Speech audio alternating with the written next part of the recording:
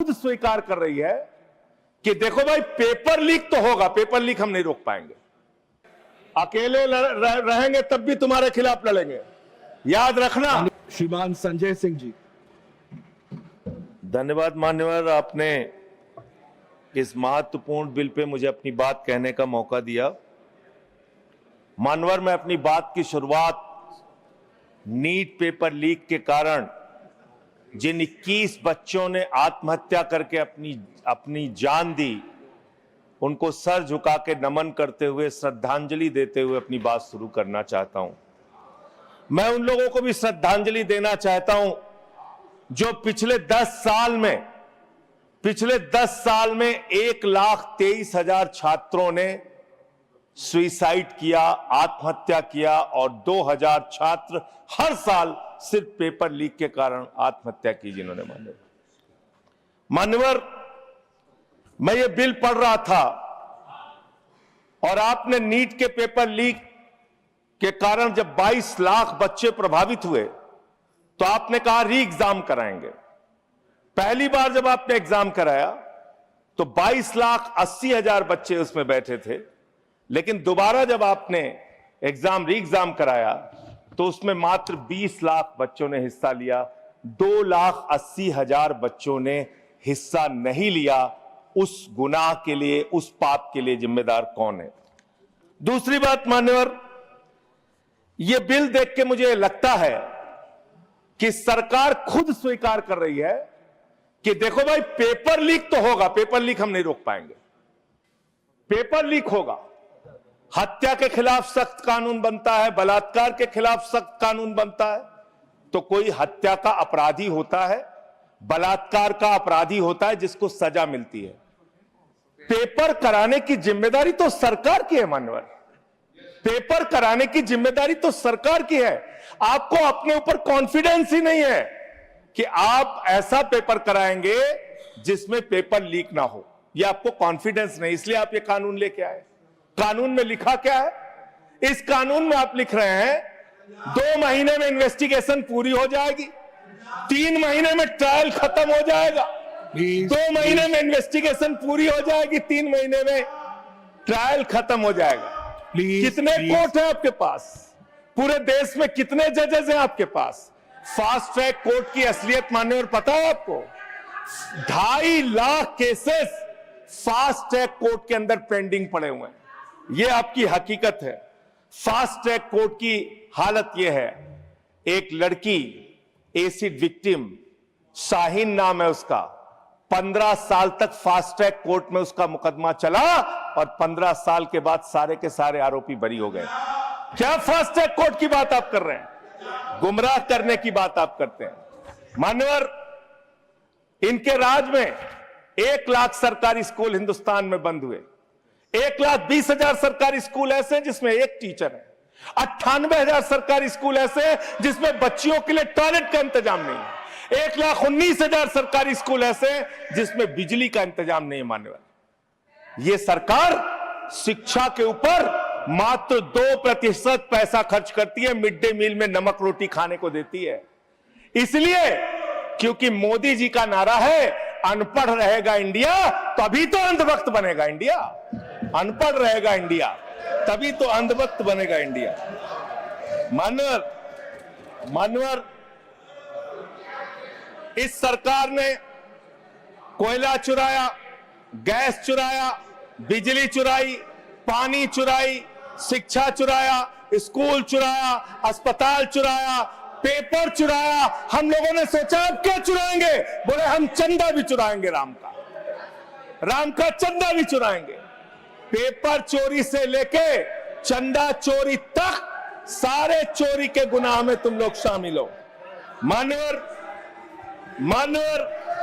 किसान आंदोलन करता है तो खालिस्तानी हो जाता है, किसान आंदोलन करता है तो खालिस्तानी हो जाता है, मुसलमान आंदोलन करता है तो पाकिस्तानी हो जाता है, नौजवान आंदोलन करता है तो चाइनिस्तानी हो जाता है। लेकिन मैं इस सरकार के बारे में कहना चाहता हूं, जो लोग AK-47 चलाते हैं, छात्रों के सर पे लाठियां चलाते हैं, आंसू गैस के गोले छोड़ते हैं, वो सरकार आतंकवादियों जैसा आचरण कर रही है, आतंकवादियों जैसा व्यवहार कर रही है। मैं ये कहना चाहता हूं।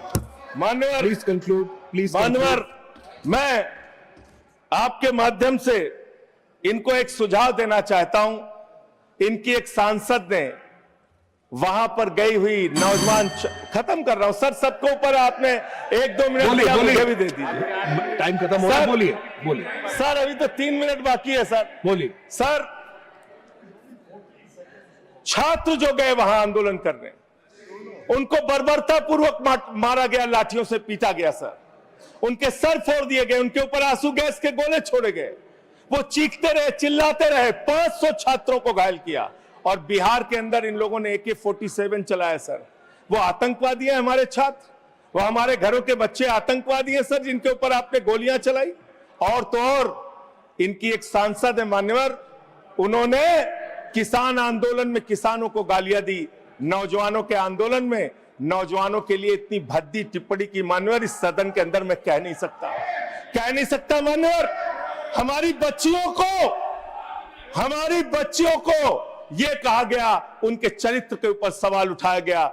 मैं निवेदन करना चाहता हूं JP नड्डा जी से, समझाइए अपने उस सांसद को। अभी तो उसको एक थप्पड़ पड़ा, सिर्फ 5 उंगली के निशान पड़े थे। ऐसी बात करोगे, गटर जेनजी को गटर कहोगे, जेनजी को गटर करोगे, तो तुम्हारी सरकार को इस देश का नौजवान, इस देश का जेनजी पकड़ के गटर में डालने का काम करेगा। इसलिए तुम्हारी सरकार को मान्यवर, इसलिए मैं आपसे निवेदन करना चाहता हूं, नौजवानों को गटर जेनजी मत बोलो, तुम्हारी सरकार को उठा के वो गटर में डालने का काम करेंगे। मान्यवर, इसमें ऐसे ऐसे प्रावधान आप लेके आए हैं। माननीय संजय जी, मैं बस खत्म कर रहा हूं। अकेले स्पीकर हैं आप? हाँ, अकेले हैं। अकेले। सर, मैं ये सोच रहा था कि ये सरकार ऐसा कानून लेके आए, अकेले रहेंगे तब भी तुम्हारे खिलाफ लड़ेंगे, याद रखना। माननीय संजय जी, अकेले रहेंगे तब भी तुम्हारे खिलाफ लड़ेंगे।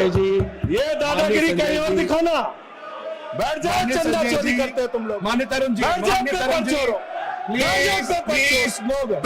माननीय Sanjay ji, address the chair, chair को एड्रेस करें, एड्रेस द चेयर। माननीय संजय जी, मैं खत्म कर रहा हूं सर। एड्रेस द अरे नहीं, एड्रेस द चेयर। माननीय तरुण जी, पेपर चोर, प्लीज प्लीज।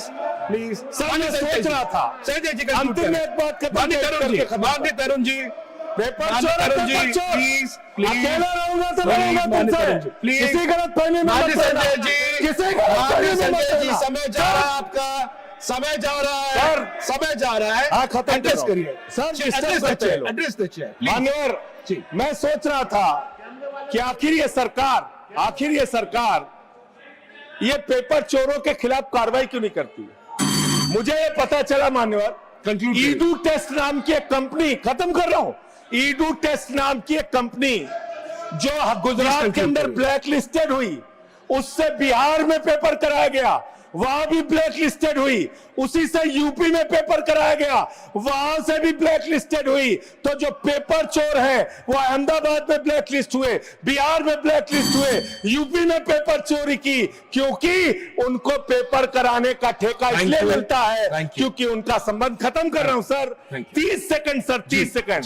ओसीडू टेस्ट कंपनी का पेपर चोर का संबंध देश के प्रधानमंत्री और कई राज्यों के मुख्यमंत्री से है। Thank you. मुख्यमंत्री से है। No, मुख्यमंत्री से है। Please. फोटो No, सर, खत्म कर रहा हूँ। धमकी मत दिलवाइए सर। Please. Conclude करिए। चोर हमको धमकी दे रहे हैं। ये चंदा चोर हमको धमकी दे रहे हैं। Anything unparliamentary will not go on record. Anything unparliamentary will not go on record. Please conclude करिए। I'll allow you. Chandrashekhar ji के अंतिम लाइन कंक्लूड करिए। तो आप ही आ रहे हैं सर, हमको कंक्लूड करिए। I'll have to put it that one. I'll allow you. Conclude करिए। बिठाइए कंक्लूड करिए। उनके पेट में दर्द शुरू हो हाजी गया था। संजय जी मिर्गी के झटके आ रहे हैं कंक्लूड सर, तो करिए, उनको समझाइए। कंक्लूड करिए प्लीज। मिर्गी के मैं झटके आपको आ रहे हैं समय सर, उनको समझाइए दूंगा, मैं सर। आपको समय दूंगा। I'll give you the hospital time, भेजिए इन please. लोगों को। कंक्लूड करिए, सर, कंक्लूड करिए, अंत में कंक्लूड करिए प्लीज। चंद्रशेखर जी स्वर्गीय प्रधानमंत्री जी की एक लाइन के साथ अपनी बात कहना चाहता हूं। इस देश के नौजवानों की तरफ से आपको, जिन हाथों में शक्ति भरी है राज तिलक देने की, जिन हाथों में शक्ति भरी है राज तिलक देने की, उन हाथों में ही ताकत है सर उतार लेने की। इसलिए अहंकार मत करो। Thank you.